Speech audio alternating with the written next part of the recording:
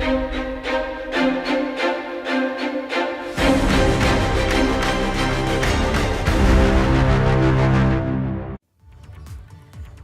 मैं हूं आपके साथ प्राची पाराशर। आप देख रहे हैं मुद्दे की बात। और आज बात मुर्तजा की क्राइम कुंडली की, आतंक की मेहमान मंडली की, क्योंकि मुर्तजा अहमद अब्बासी को लेकर अब तक कई चौंकाने वाले खुलासे हो चुके हैं। और सबसे बड़ा खुलासा किया है मुर्तजा की पहली पत्नी ने, जिनकी माने तो मुर्तजा के दिमागी हालात बिल्कुल ठीक हैं। वो पहले से ही कट्टरता के रास्ते पर चल निकला था और इसी वजह से मुर्तजा का पहला तलाक हुआ था। वहीं जांच कर रही एजेंसियां ये पता लगाने की कोशिश कर रही हैं कि कहीं मुर्तजा किसी आतंकी संगठन का मोहरा तो नहीं था, क्योंकि अब तक जो भी चीजें मुर्तजा के पास से बरामद हुई हैं वो बड़ी साजिश की तरफ इशारा कर रही हैं।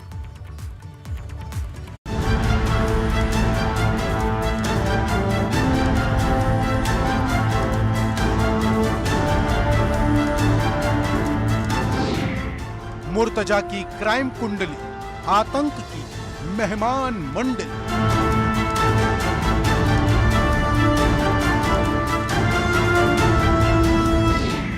मुर्तजा की पत्नी ने खोले राज, लैपटॉप से करता था बात।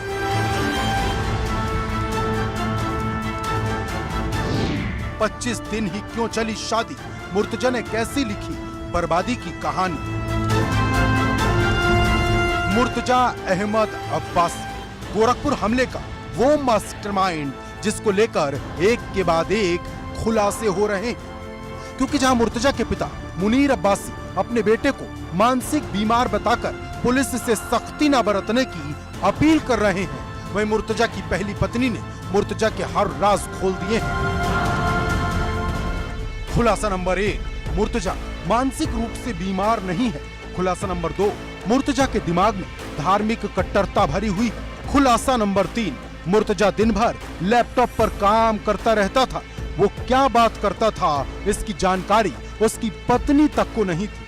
खुलासा नंबर 4, शादी के बाद भी मुर्तजा पत्नी से ज्यादा बात नहीं करता था। खुलासा नंबर 5, मुर्तजा अपनी पत्नी से ज्यादा अपने माता पिता के साथ रहता था। खुलासा नंबर 6, मुर्तजा के दोस्त कौन थे इसकी जानकारी पत्नी को भी नहीं थी। खुलासा नंबर 7, मुर्तजा सुबह 6 बजे घर से निकलता था और शाम को घर 7 बजे तक लौटता था। इस बीच वो क्या करता था ये पत्नी तक को नहीं पता रहता था। उनको लगता था हम बहुत घरेलू टाइप की लड़की हैं। उनको मतलब बहुत सीधी सादी चाहिए थी लड़की, घरेलू, जिसको किसी चीज़ से कोई मतलब ना हो। मानसिक तौर पे विक्षिप्त था क्या? ऐसा नहीं कह सकते। मूड अच्छा है तो अच्छा है, नहीं अच्छा है तो फिर कुछ नहीं। जानना चाहेंगे मुर्तजा क्या चाहता था। मुर्तजा चूंकि आईटी का कहे कि एक बंदा था और लैपटॉप पर कितने देर काम करता था। जैसे लैपटॉप का बहुत ज़्यादा हम नहीं कह सकते, क्योंकि हमें नहीं मालूम उसके बारे में इतना, क्योंकि वो नॉर्मली सुबह जब जाता था 6 बजे, शाम में ऑफिस से 7 बजे आता था। और उनकी मम्मी का कहना था तुम्हें 12 बजे से पहले रूम में नहीं जाना है। तो वो अपने पापा मम्मी के साथ 11 बजे तक रहता था रूम में। तब रहता था, बहुत कम बोलने वाला इंसान था। मेरी नॉर्मली उससे ज़्यादातर बातचीत नहीं होती थी, क्योंकि उसकी मम्मी को नहीं पसंद था। मेरा माहौल अलग था, उसका अलग था। मुर्तजा अहमद अब्बासी को लेकर उसकी पत्नी के ये खुलासे हैरान करने वाले हैं, क्योंकि जानकारी के मुताबिक मुर्तजा की पहली शादी करीब 25 दिन तक चली और 25 दिन में ही उसकी पहली पत्नी उसके कट्टरपंथी विचारों से इतनी परेशान हो गई कि उसने मुर्तजा से तौबा कर ली और दोनों के बीच तलाक हो गया। मुर्तजा अब्बासी से मेरी बेटी की शादी 2019 में हुई थी और उसके बाद वो वहाँ गई और उसके बाद ही फौरन हम लोगों ने डाइवोर्स ले ली थी उन लोगों की वजह से। क्या वजह क्या थी डाइवोर्स? बस कोई घरेलू जो वजह थी, वो उनकी माँ हमारी बेटी को थोड़ा टाचा वगैरह करती परेशान करती थी, इसी वजह से हमने उनसे डाइवोर्स ले ली। तो मुर्तजा अब्बासी था, बाय नेचर कैसा था? ठीक है, नॉर्मल जैसा था, जैसे भाई केमिकल इंजीनियर था, सब हम लोग देख के तब की थी शादी। मुर्तजा अहमद अब्बासी को लेकर हो रहे खुलासे कई सवाल खड़े कर रहे हैं, क्योंकि पुलिस को मुर्तजा के पास से जो लैपटॉप बरामद हुआ उसमें मेहमान नाम का एक फोल्डर मिला है।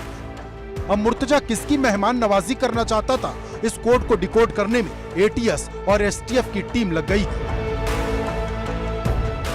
मुर्तजा के लैपटॉप और मोबाइल फोन खंगालने पर यूपी एटीएस और एसटीएफ को कई ऐसी जानकारियां मिली हैं जो उसके बड़े मंसूबों की तरफ इशारा कर रही हैं। मुर्तजा ने अपने लैपटॉप में मेहमान नाम का एक फोल्डर बनाया था, जिसमें वो खुफिया मैसेज छिपा कर रखता था। जांच एजेंसियों को जब इस फोल्डर के बारे में जानकारी मिली और उसे खोला गया तो उसमें अरबी भाषा के तमाम दस्तावेज पाए गए। कोडवर्ड में लिखी हुई कुछ बातें भी मिली। अरबी भाषा का हिंदी तर्जुमा करने पर पता चला कि नेपाल से मुर्तजा को एक खास मेहमान की मेहमान नवाजी करने के निर्देश दिए गए थे। यह खास मेहमान कौन था? क्या यह कोई आतंकवादी था या गोरखनाथ मंदिर पर हमले की साजिश रचने और हमले में शामिल कोई व्यक्ति था?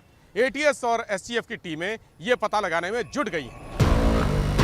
सूत्रों का दावा है कि आरोपी के बैग से मिली अरबी भाषा की मजहबी किताब में गोरखनाथ मंदिर का नक्शा था। साथ ही उसके लैपटॉप से कट्टरपंथी जाकिर नाइक के कई वीडियो मिले। मुर्तजा मुंबई और नेपाल के कई संदिग्ध लोगों से चैटिंग करता था।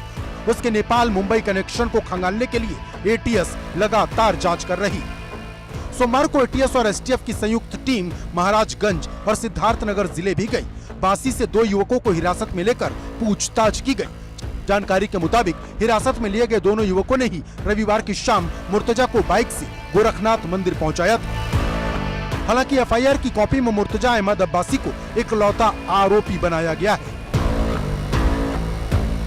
एटीएस और एसटीएफ मुर्तजा से जुड़े हुए हर राज को तलाशने में जुटी है, लेकिन अभी तक मिली जानकारी के अनुसार एसटीएफ और एटीएस को जो क्लू मिले हैं उसमें जो मुर्तजा है वो अबू हमजा और जाकिर नाइक के माइंड वॉश वाले वीडियो देखता था। इसके साथ ही उसके पास से एक डिवाइस भी बरामद हुआ है जिसमें अरब के, अगर बात करें तो अरब के नाटो से संबंधित गुरिल्ला युद्ध वाले वीडियो मिले हैं। गौरतलब है कि पुलिस गोरखनाथ मंदिर में हुए हमले को आतंकी साजिश मानकर ही जांच कर रही। ये पता लगाने की कोशिश हो रही कि कहीं मुर्तजा किसी आतंकी संगठन का मोहरा तो नहीं है, या फिर गोरखपुर में जो हुआ वो किसी बड़ी आतंकी घटना को अंजाम देने के लिए किया गया रिहर्सल तो नहीं था। क्योंकि घटना के वक्त मुर्तजा जिस तरह हथियार के साथ सड़क से लेकर मंदिर परिसर में दौड़ रहा था, उससे अंदाजा लगाया जा सकता है कि अगर उसके पास फायर करने वाला कोई हथियार या बम होता तो वो क्या कर सकता था।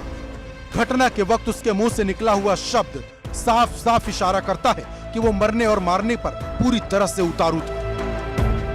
गोरखनाथ मंदिर पर हमले के आरोपी मुर्तजा का कनेक्शन भारत में अल कायदा के सहयोगी संगठन अंसार गजवातुल हिंद के आतंकी मिन्हाज से भी खंगाला जा रहा है।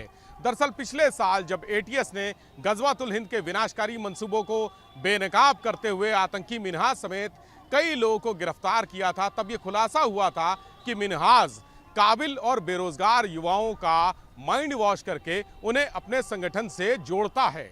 उसने कई बार गोरखपुर की यात्रा भी की थी। मुर्तजा भी पिछले करीब 1.5 साल से ही जिहादी मानसिकता में आया था।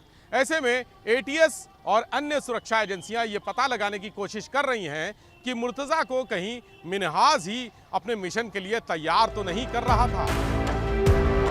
और अब मुद्दे की बात यह है कि कहीं मुर्तजा चलता फिरता सुसाइड बॉम्बर तो नहीं था जिसका किसी आतंकी संगठन ने माइंड वॉश किया हो और एक केमिकल इंजीनियर के दिमाग में जिहाद का जहर भर दिया हो। ऐसे कई सवाल हैं जिनके जवाब यूपी एटीएस, यूपी एसटीएफ की टीमें गोरखपुर से लेकर नेपाल बॉर्डर और मुंबई से लेकर दिल्ली तक खंगाल रही हैं। और जब तक पूरा सच सामने नहीं आ जाता, यूपी के हर जिले में एजेंसियां अलर्ट मोड पर हैं। गोरखपुर से विवेक त्रिपाठी के साथ bureau report, ABP Ganga.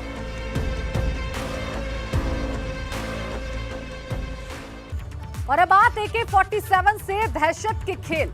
Shamli में बड़ी साजिश फेल की, क्योंकि गोरखपुर में हथियार लेकर मुर्तजा पहुंचा तो 3 सुरक्षा कर्मियों को घायल कर दिया। लेकिन आज शामली में एक बदमाश के पास से पुलिस को एक AK-47 और 1400 जिंदा कारतूस मिले तो हड़कंप मच गया। हालांकि कोई बड़ी साजिश होती उससे पहले ही फेल हो गई, लेकिन सवाल बड़ा है कि बदमाशों के पास AK-47 जैसे हथियार आखिर आते कहां से।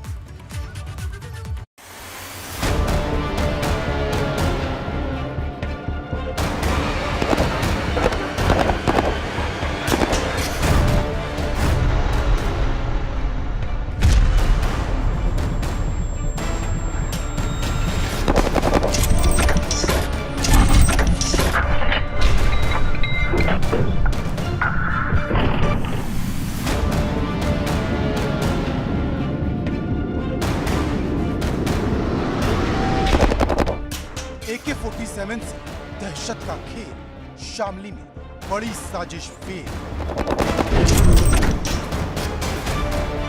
1400 जिंदा कारतूस बरामद, मुख्तार गैंग की आई शामिल। AK-47 का खौफ, शूटर पिंटू के निशाने पर कौन?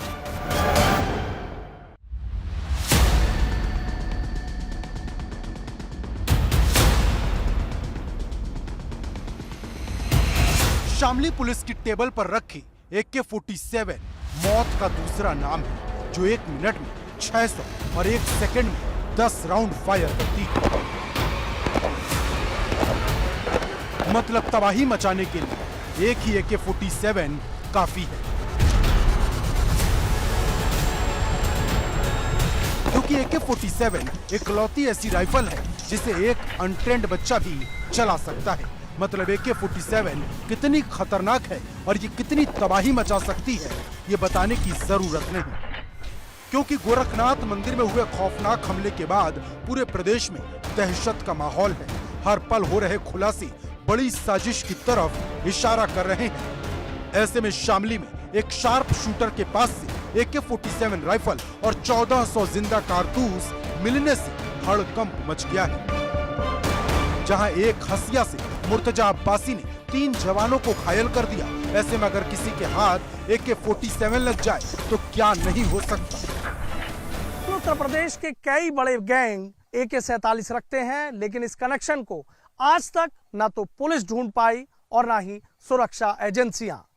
मुजफ्फरनगर में विक्की त्यागी हत्याकांड में जेल गए अनिल और पिंटू की गिरफ्तारी और उससे 1300 कारतूस और रोमानिया मेड AK-47 की बरामदगी कर पुलिस ने कोई बड़ी घटना होने से तो रोक दी है, लेकिन इतना भी साफ हो जाता है कि पश्चिम उत्तर प्रदेश में इन कुख्यातों का एक ऐसा बड़ा नेटवर्क काम कर रहा है जिसको तोड़ पाना फिलहाल तो पुलिस के लिए आसान नहीं है। इतनी बड़ी मात्रा में मिले हथियारों के जखीरे से यह भी साफ हो जाता है कि पश्चिम उत्तर प्रदेश में ये कुख्यात किसी बड़ी वारदात को अंजाम देने की फिराक में है। शामली में पुलिस ने जिस बदमाश को गिरफ्तार किया उसका नाम अनिल उर्फ पिंटू है, जो बाहुबली मुख्तार अंसारी का करीबी भी बताया जा रहा। जानकारी के मुताबिक पकड़ा गया बदमाश विक्की त्यागी मर्डर केस में जेल जा चुका है। बहुत ही स्पेसिफिक जो ह्यूमन इंटेलिजेंस इनपुट था, उसके आधार पर हम लोगों ने एक कार्रवाई करते हुए एक व्यक्ति अनिल उर्फ पिंटू को गिरफ्तार किया है, जिसके पास से एक AK-47 और लगभग 1300 राउंड बुलेट्स ये बरामद किए गए हैं। साथ में 3 एक्स्ट्रा मैगजीन और एक ड्रम मैगजीन ये भी बरामद की गई है। और इससे जब पूछताछ हम लोगों ने करी तो इसके द्वारा बताया गया कि ये और इसका एक साथी जिसका नाम अनिल बालियान है, जो अभी मेरठ में हाल फिलहाल में हुए एक शूट आउट जिसमें एग्रीकल्चर यूनिवर्सिटी के डीन पर जो गोली चली थी, उस मामले में वो जेल में बंद है। और इन दोनों ने मिलकर संजीव जीवा से ये वेपन और ये बुलेट्स ये मंगवाए थे। इस कार्रवाई में पुलिस की जितनी तारीफ की जाए कम है, जिसने अपने सूत्रों का इस्तेमाल कर बड़ी साजिश को फेल कर दिया। पश्चिम उत्तर प्रदेश में कई बड़े गैंग AK-47 रखते हैं, लेकिन इस नेटवर्क को ना तो आज तक पुलिस ढूंढ पाई और ना सुरक्षा एजेंसियां कि इतनी आसानी से AK-47 जैसे खतरनाक हथियार की डिलीवरी इन कुख्यातों को कैसे हो जाती है।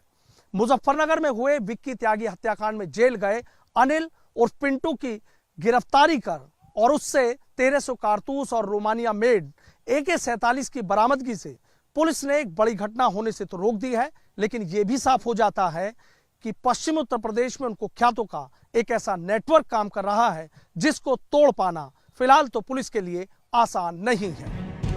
क्योंकि जानकारी के मुताबिक अनिल उर्फ पिंटू अपने 2 और साथियों के साथ मुजफ्फरनगर से हरियाणा जा रहा था, लेकिन तभी पुलिस को इसकी खबर मिली और तय सूचना के मुताबिक पुलिस ने शार्प शूटर अनिल उर्फ पिंटू को दबोच लिया, लेकिन उसके 2 साथी फरार हो गए। इस दौरान पुलिस को जब AK-47 और 1400 जिंदा कारतूस मिले तो सिर चकरा गया,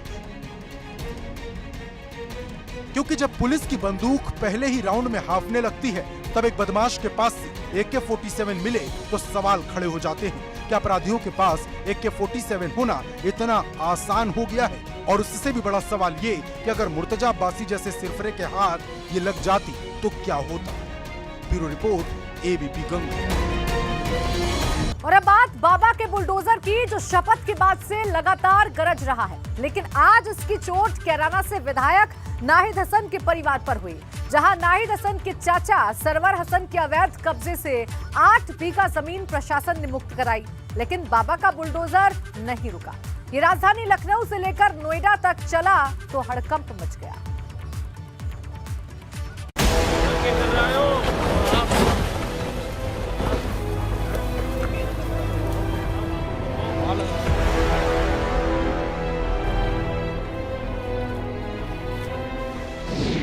कैराना में बुलडोजर की दहाड़, नाहिद हसन के चाचा के अवैध कब्जे पर वार।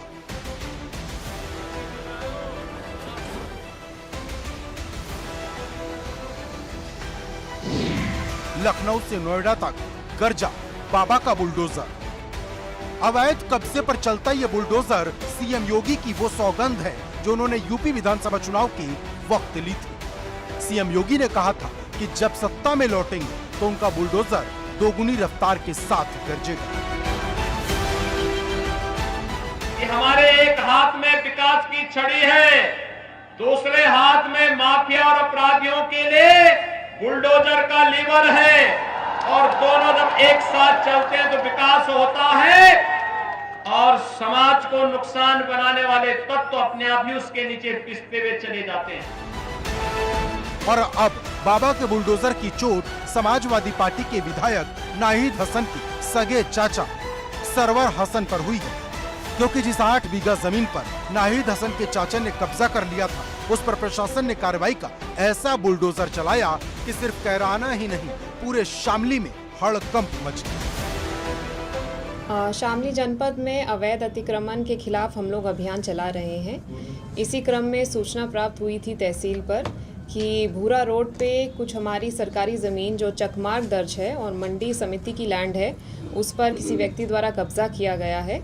उसमें एक जॉइंट टीम बनाई गई जिसमें तहसील के हमारे अधिकारी और पुलिस के अधिकारी गए, एसडीएम और सीओ की अध्यक्षता में बनाई गई। मौके पे जाके नपाई हुई और वहाँ अवैध अतिक्रमण पाया गया, तो उस टीम ने जाके वो सारा अवैध अतिक्रमण जो है वो हटाया है। आपको बता दें कि नाहिद हसन गैंगस्टर के मामले में जेल में बंद है, लेकिन उनके रिश्तेदार के काले कारनामों पर सरकार की तिरछी नजर है, क्योंकि बीते 2 दिन में नाहिद हसन को दोहरा झटका लगा है। जहां सोमवार को हाईकोर्ट ने नाहिद हसन को जमानत देने से मना कर दिया, वहीं एक दिन बाद नाहिद के चाचा पर कार्रवाई का बुलडोजर चलाकर साफ हो गया कि योगी 2.0 में अवैध कब्जा नेस्तनाबूद कर दिया जाएगा। बुलडोजर की एक दहाड़ राजधानी लखनऊ में भी दिखी, जहां मोहनलालगंज में भूमाफिया के चंगुल से सरकारी जमीन को मुक्त कराया गया। बुलडोजर की गूंज सुनकर बाकी माफियाओं के दिल की धड़कनें बढ़ गईं। ठीक इसी तरह ग्रेटर नोएडा में यमुना अथॉरिटी ने बड़ी कार्रवाई करते हुए झांझर गांव में अवैध कॉलोनियों पर बुलडोजर चलवाया, जहां अवैध रूप से प्लॉट काटकर बेचा जा रहा था। जानकारी के मुताबिक प्रशासन ने 1,25,000 वर्ग मीटर जमीन कब्जा मुक्त करवाई, जिसकी कीमत 100 करोड़ रुपए तक बताई जा रही है। मतलब एकदम साफ है, योगी 2.0 में अवैध कब्जा बर्दाश्त नहीं होगा। यही वजह है कि माफिया हो या रसूखदार, सब बुलडोजर के डर से कांप रहे हैं, और कई तो खुद अपनी अवैध इमारत को गिरा दे रहे। पता नहीं कब नंबर आ जाए। Bureau report, ABP Ganga. और अब बात एक्शन में, सरकार 100 दिन का ब्लूप्रिंट तैयार, क्योंकि आज योगी सरकार ने अपने मंत्रियों की बैठक बुलाई। इस बैठक का मकसद 100 दिन के काम का लक्ष्य तय करना था, और जब बैठक हुई तो सीएम योगी ने साफ कर दिया कि जो लक्ष्य तय किए गए हैं उसमें जरा सी भी लापरवाही बर्दाश्त नहीं होगी। और अब जब मंत्री बैठक से बाहर आए तो वो कहते नजर आए, इस बार लक्ष्य बहुत बड़ा है जिसे तय वक्त में हासिल करना है। क्या बातचीत हुई है सर, थोड़ा बता दें। सरकार के सभी विभागों को मिला करके 10 सेक्टर बनाए गए हैं, और उन 10 सेक्टरों का जो प्रेजेंटेशन दिया गया है वह प्रेजेंटेशन लोक कल्याण संकल्प पत्र 2022 को समाहित करते हुए एक क्रांतिकारी चेंज उत्तर प्रदेश के अंदर लाया जाए, इस दिशा में आज बहुत महत्वपूर्ण प्रेजेंटेशन रहा। जो पहली बार मंत्री बने हैं उनके लिए भी बहुत प्रेरणादायक रहा है, और मैं यह मानता हूँ कि उत्तर प्रदेश के अंदर बहुत बड़ा परिवर्तन पहली पारी के बाद दूसरी पारी में आने बेबी रानी जी दलितों के उत्थान के लिए क्या समग्र विकास, महिलाओं का, बच्चों का समग्र विकास, महिलाओं बच्चों का ये प्रेजेंटेशन अभी हम लोगों को डिटेल प्रेजेंटेशन बनाना है और उसे हमें देना है, तो अभी उस पर काम चल रहा है, वर्किंग चल रही है और जैसे बनेगा होगा तो आपके सामने खुद ही सब सारी चीज़ें आएंगी। माननीय मुख्यमंत्री जी का हमेशा विजन रहा है कि टारगेट बेस्ड काम होना चाहिए। एक टारगेट आप सेट करिए और उस टारगेट को अचीव करने के लिए कैसे करना है उस पर आप वर्किंग करिए, और जब ऐसे वर्किंग होती है तभी जो एक बड़ा लक्ष्य है $1 ट्रिलियन इकोनॉमी का, उस लक्ष्य को हम पूरा कर सकते हैं। इसी के साथ मुद्दे की बात में बस इतना ही। आप देखते रहिए एबीपी गंगा।